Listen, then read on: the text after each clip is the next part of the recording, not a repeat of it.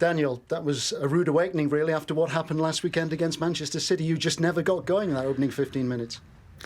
That's right. So it's a sign of the Premier League. Yeah? You always have to be unbelievably switch on. And overall, it was a close game. I just watched the statistics. So I think 13 to 11 shots for them, 60-40% possession for us. In general, it was a close game. But the first 50 minutes were crucial today that we lost this game. And my feeling was, in general, we were not proactive in this first 50 minutes. So we were a bit too much reacting, invited them to press us, had a few unnecessary losses of the ball. Then we're always one step too late, caused set pieces that were not necessary, and the whole attitude was a bit like, okay, we have to react instead of being proactive and to go out and to play our game. And this first 50 minutes were crucial today. Why didn't your team have that focus?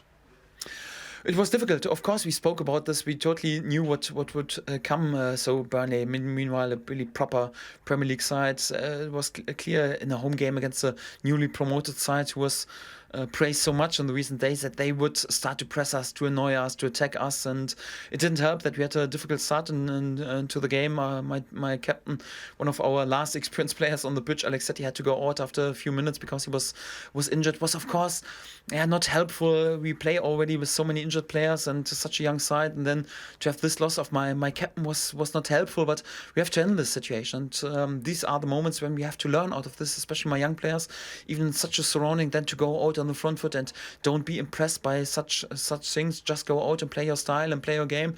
And that's what we have to take out of this game. What's the problem now with Alex Tete? Because he has had a long run of injuries already this year.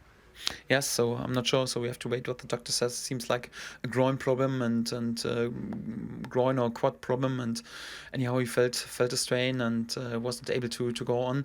Was also a bit concerned about Tim Krul because he had to return back to the dressing room after the warm up earlier, just 30 minutes before kickoff, because he had some back problems, and we're trying to do everything to get him through this game. So it's also a major concern for the next weeks. I hope he's not out as well. So in general, the start was not easy with my two most experienced lads on the pitch, more or less like just focusing on themselves instead of leading the group.